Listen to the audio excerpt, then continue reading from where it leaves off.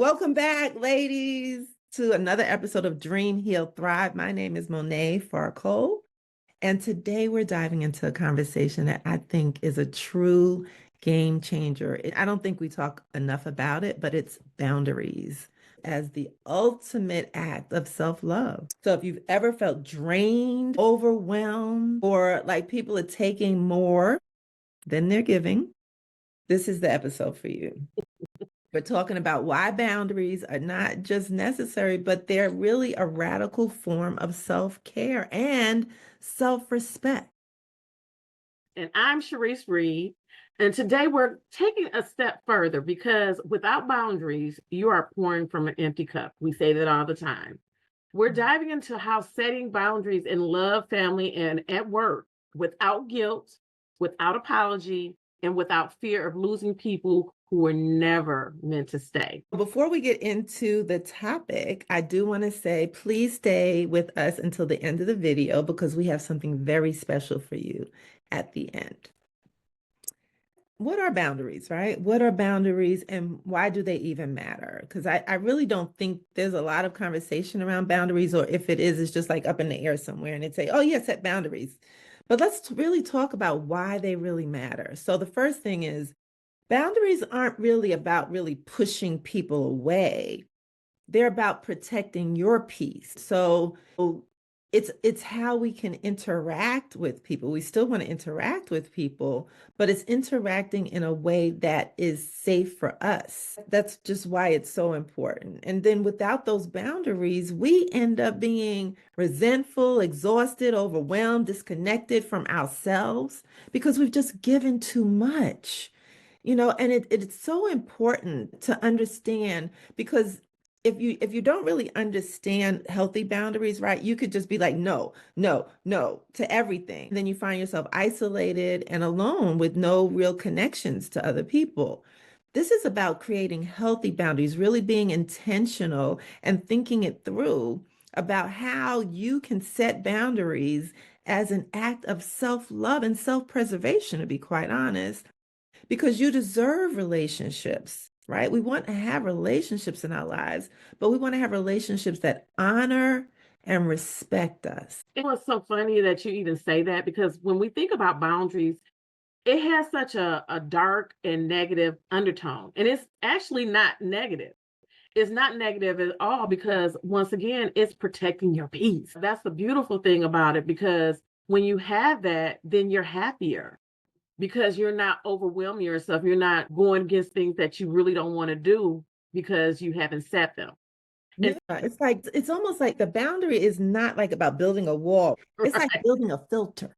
Oh, I like that. Through. You let certain things come through, or they can come through if they look a certain way, the way you need them to look. But you're not shutting out everybody and everything. Absolutely, absolutely. So we're going to talk about different phases and different ways of having boundaries. And the first one we're going to talk about is setting boundaries in love relationships. That is a big one. I think a lot of us, find it challenging. So we're going to be recognizing when boundaries are missing. You're feeling drained, unheard, or like you're constantly overgiving. You're being afraid to say no for fear of losing someone. That's a big one. A lot of people feel that way. I need to just go with the flow. I need to just know. It's a testament of showing that you are probably a people pleaser. If you just going to go with the flow, I'm not going to say no because if I say no, they're going to leave me. So that's another way of recognizing when your boundaries are missing. What do you think when it comes to those boundaries not being met? What feelings do you think, like in those love relationships, what do you think they feel like when the boundaries are missing as well? A lot of what you're saying, it's like that feeling of just feeling drained, right? So we talk about buckets, right? I talk about the bucket is full or not. And sometimes when we're not being poured into, it's because we have not set proper boundaries in our relationship. So we're giving and giving out of our bucket, right? But we're not getting anything poured back into us. So we feel depleted. Our energy is low.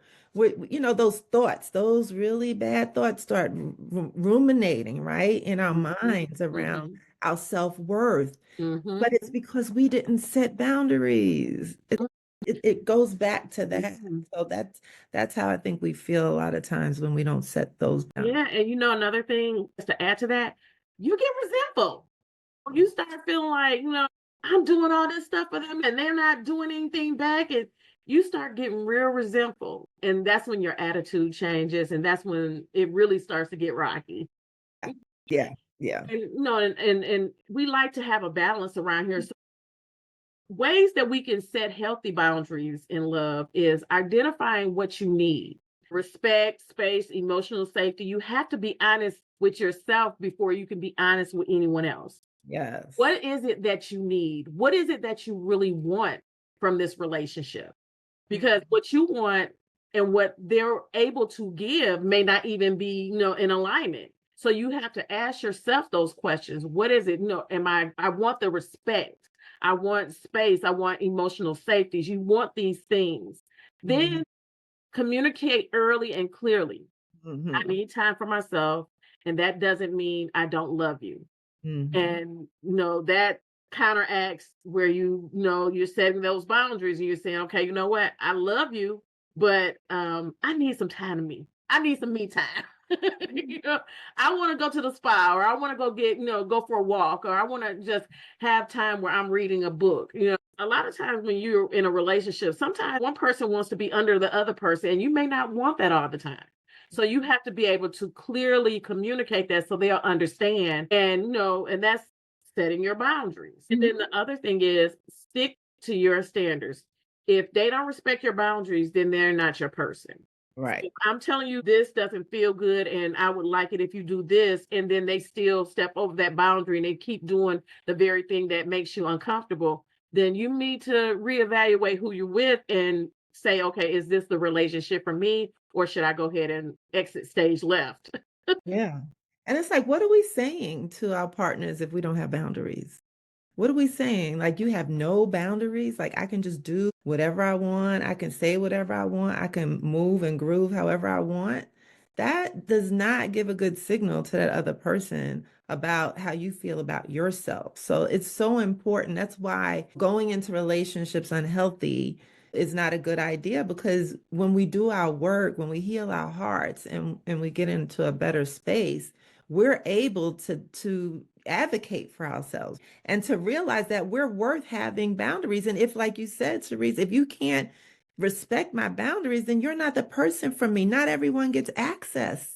Not everyone gets access to me. And I get to decide how much access you have and when you get more. Yeah. Yes, right. And having boundaries in relationships also, it shows you have respect for yourself, and in turn will make people respect you.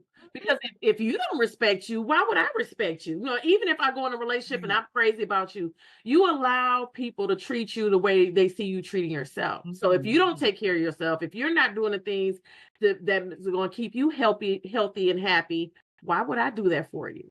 Yeah. Listen to this, ladies. Please listen to Yeah. this. Get it, get it. Watch this a couple of times. Really take it in and really start thinking about what your boundaries are. But let's start talking about family too, because we need to set boundaries with our families too. And because they're our family does not mean they get unlimited access.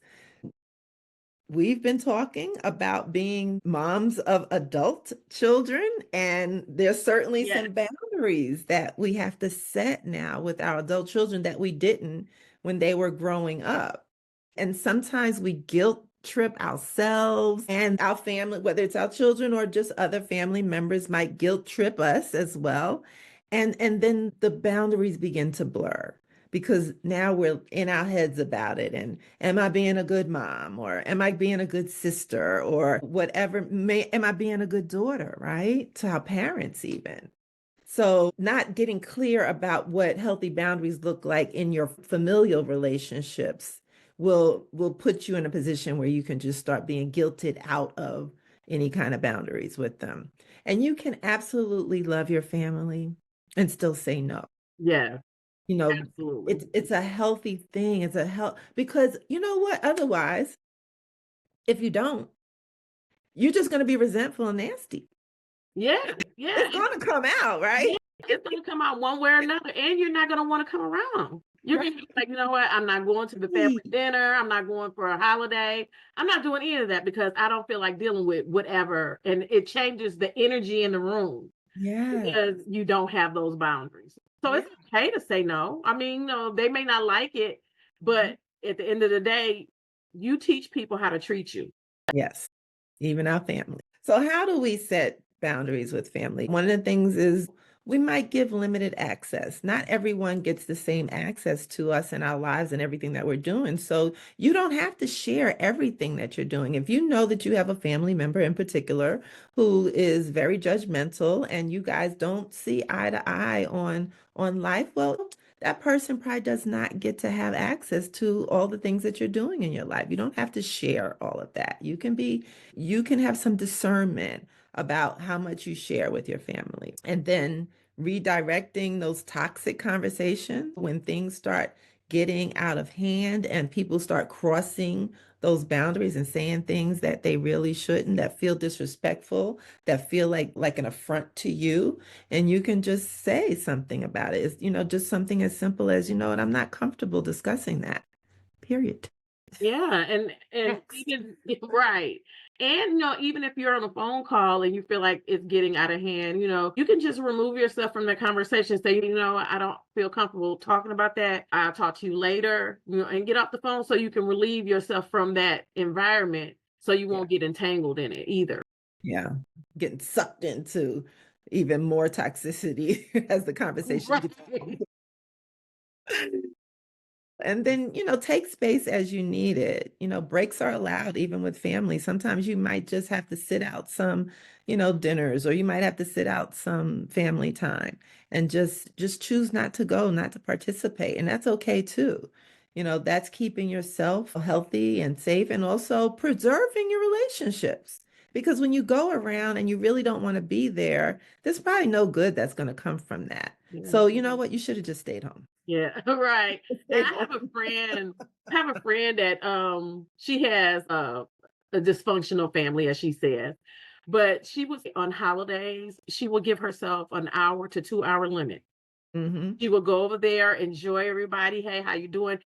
Because she said she noticed at that 2 hour mark, that's when conversations change. That's mhm. when the energy in the room changes. That's when things start to change. So she knew that was her exit. It was Yeah, time to go. So I mean, no, and that's setting a great boundary. You don't have to tell anybody why you got to leave at 2 hours. right. I'm quite sure they're not sitting there saying, "Okay, it's the 2 hour mark. She about to leave," but she knew that. Okay, no, two hours. I gotta go. And my dad was like that. He was an introvert. He was an extroverted introvert. So he was great, a great conversationalist. He'd be there at the family dinner, but you know what? He had a time period and he was getting up and out. Bye. I don't care what's going on right now. I'm leaving. And that was his boundary though. We had to respect it. And we understood that dad's just not gonna be here for hours on end. He's probably got like a 2 hour limit. And then he's out the door. He is out the door. But that was a boundary he set, and we respected it. Yeah, I love that. You do. You have to protect your peace, whether it's your family or not, because at the end of the day, you carry that weight of whatever situation you're in because you did not create that boundary. And then you're beating yourself up and saying, I should have been gone. I should have left, or Mhm. I shouldn't have been talking to them. And Right. instead of going through all that, just set the boundary, do what you got to do. And you don't have to be at every event. Maybe you don't go to the 4th of July. You don't go to Thanksgiving. You don't go to Christmas. Find some events that you can go to that you'll be around family, that you're not getting overwhelmed. Mhm. Mhm. And so as we go further in, we're getting a little bit deeper. We're going to talk about how to set boundaries at work. Yes. And a lot of people face this because, at work, you want to, be known as a good employee, a team player. But if you don't set boundaries, you can get overworked and disrespected as well. Now, Mhm. work-life balance is not a luxury. It is a necessity. You have to have that balance. Overworking doesn't mean you're valuable. It Yes. means that you're being drained. So a lot of times, oh, I'll do it. Okay, you'll do it, but then you get overwhelmed and you get overworked, and now you're stressed and depressed, and your health starts to fail because when you start building that stress up, because at work you can't say what you want to say. You have to kind of contain yourself a little bit. So you have to be very, very strict with your boundaries. I saw this little skit, and it's this girl, her name is Veronica. And she is always doing stuff around work. And she has strict boundaries. Like they say, you want to work on the weekend. She said, well, I'll send you my invoice because that's not part of my job description. It's things like that that reminds me how you have to be strict in your boundaries at work. Because if you just go and do everything they want you to do, they're not going to pay you anymore. They're not going to give you extra time off. It's important to think about it in advance, right? You don't want to be in the position and then you're thinking on your feet, oh, how do I respond? Really start thinking about how can I set healthy boundaries at work? And Charisse is getting ready to share some tips on that, but really start thinking about it early because all corporate companies have different cultures. And if you're the owner of your own business, you still have to have boundaries. If you're the only employee in your own business, you still have to have boundaries with your clients and with your own work schedule, right? So it's just important to spend some time really thinking about these things and how you can react to different situations and really implementing some boundaries in your work. Yes, that's great that you said that because I think a lot of people don't think in advance. They're excited about the job or they're excited about a new company and they don't think about the bigger picture because making sure that you have your boundaries intact. If you already know that I'm not working on weekends, that's not something I want to do, then you need to stick with that. That's something that you don't want to do or if you have certain holidays that you're off for religious reasons, you need to make sure you stick to that and adhere to your boundaries. Some of the ways we can do set those boundaries at work is define your availability. Don't respond to emails after 6 o'clock. It's just that simple. I know sometimes it's hard, especially if you're a business owner and you have your own business. I've had to do that, where I don't respond, to emails after 5 o'clock. I don't send emails to clients or anything until that next morning or have it scheduled where it doesn't come until that next morning because it's the boundary. I don't want you to send me anything, so I'm not going to send you anything. Right. And see, I'm a little different because I'm not a morning person. I'm not gonna respond at 8 a.m. I'm just not. But then my day goes a little later. So you just have to decide what's comfortable for you. Right, exactly. And then protect your energy. I can't take another project right now. You don't have to say yes to everything that they give you. You can say no. And it's okay to say no because if you are already working several projects and working this extra project is going to dive into time that you have to do other things or even personal time and you don't want to do it, then just don't accept the project. Right. And then you probably won't even do a great job either because you're overburdened. Yes. So Yes. you're not really doing any service to them by saying yes when you really don't have the time and energy to put forth your best work. Yeah, and you beat yourself up because think about the times that you've accepted a project knowing that you really didn't have the capacity to do anyway. Now you're frustrated, you're procrastinating, you're waiting to the last minute to do it because you don't want to do it anyway, or you don't have the time, so you're trying to put it in here and there. So you get overwhelmed just by not saying you can't do it. Yeah. And so I'm a little softer, right? I don't have like hard, I'm not doing it, right? I don't talk like that, right? But what I might say is something like, look, my plate is really full. I don't think I'll do a great job if I take on this extra. Yeah. It's just not going to get the best in me. So just find your language, whatever is comfortable for you. But it's important to think about these things. Yes. And then advocate for respect. You teach people how to treat you. You just go with everything, you say yes to everything, then they're going to think you're going to accept everything. And they're going to keep pushing stuff on your plate until you blow up and then you go off on somebody. Yeah. Yeah, no, I had a manager when I was doing corporate training and I was leading a meeting. She attended. She was on my team. She happened to be my manager, but she was on my team. I was running the team. And so I was running the meeting and she interrupted the meeting and was completely disrespectful to me in the meeting. She was very dismissive, like, I don't see this on the agenda, and like demeaning me in front of the team. So I had some words with her after, and I was very respectful in it, but I was like, I really just didn't appreciate how you spoke to me in the meeting. It was embarrassing and diminishing to me in front of a team that I'm trying to lead. So how can we work through this? Because this can't continue. Well, we had a conversation and she was good, but you have to be able to speak up for yourself, advocate for people respecting you, like Charisse was saying.